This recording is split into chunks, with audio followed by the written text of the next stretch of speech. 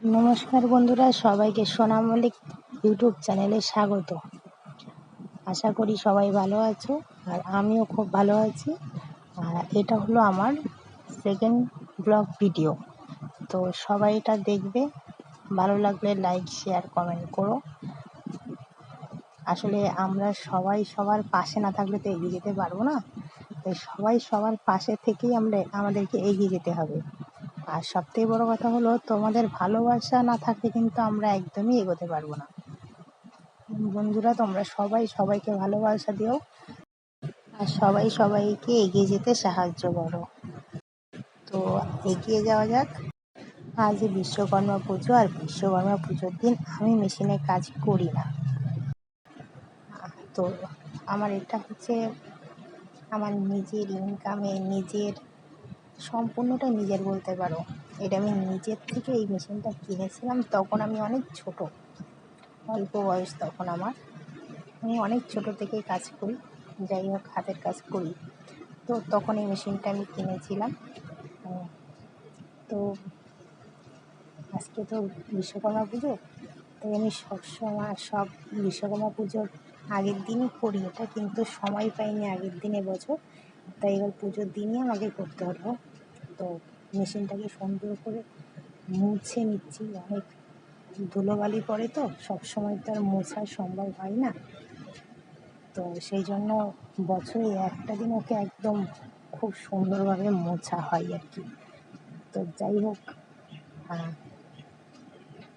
মোটামুটি যতটা সম্ভব ততটা পর্যন্ত আমি মেশিনটাকে মুছিয়ে নিচ্ছি।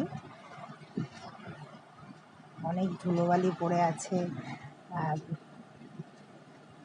তো মেশিনের সব পার্টসপাতিটা আমরা খুলতে পারি না। মোটামুটি যে যে জায়গাগুলোকে আমরা খুলতে পারি সচরাচর, সেই সব জায়গাগুলোকেই আমরা খুলি, মানে আমি খুলি আর কি। যেটা একদমই নর্মাল ব্যাপার সেই জায়গাগুলো, আর যেগুলো একটু সমস্যা আছে সেই সব জায়গাগুলো আমি হাত খুব বেশি একটা দিই না, খুব কমই দিই।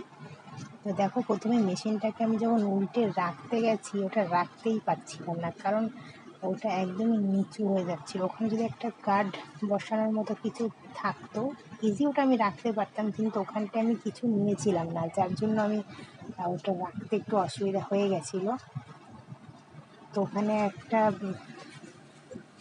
মানে কিছু ওখানটায় রেখে নিয়েছি আগে, একটা ব্যাগের মধ্যে একটু জামা কাপড় এমনি ঢুকিয়ে দিয়ে ওই ব্যাগটা ওখানটায় রেখেছিলাম।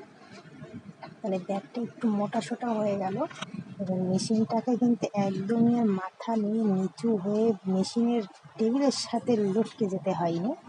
ও মোটামুটি টেবিল ছাড়া একটু উপরেই ছিল, ওর একটু কষ্টটা কমই হয়েছে। যদি একদম টেবিলের সাথেই লটকে যেত তো ওর ঘাড় ফাড় ভেঙে মানে একদম মুচকে ফুচকে এমনিভাবে তো যাচ্ছিল। ওই জন্য আমি ওকে একটু সাপোর্ট দিয়ে নিয়েছি, যাতে কষ্টটা কম হয়। তো এমনিভাবে দিয়ে আমি নিচটার মধ্যে তো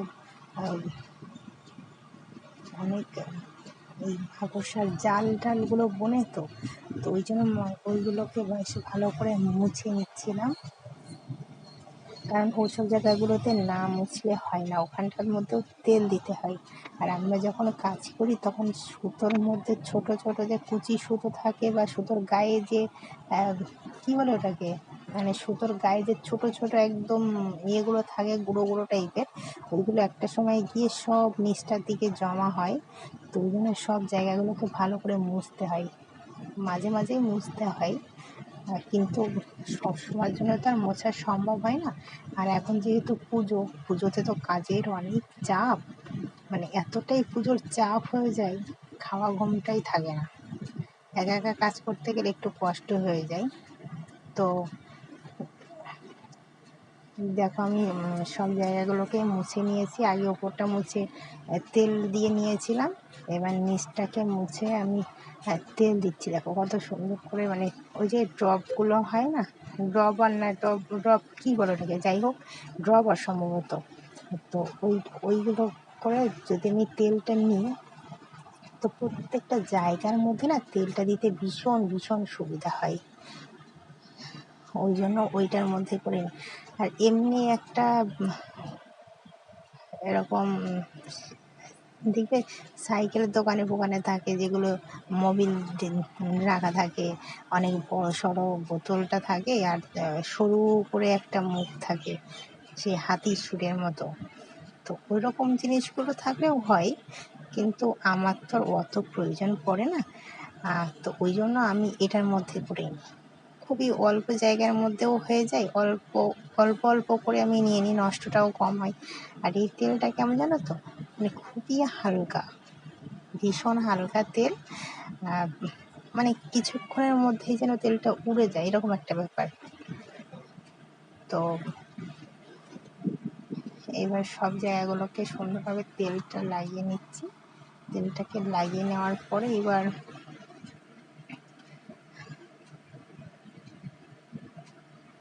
যে যে জায়গাগুলো আবার বাকি আছে সেসব জায়গাগুলোকেও আবার দেখছি যে কোথায় কোথায় বাকি আছে দিতে,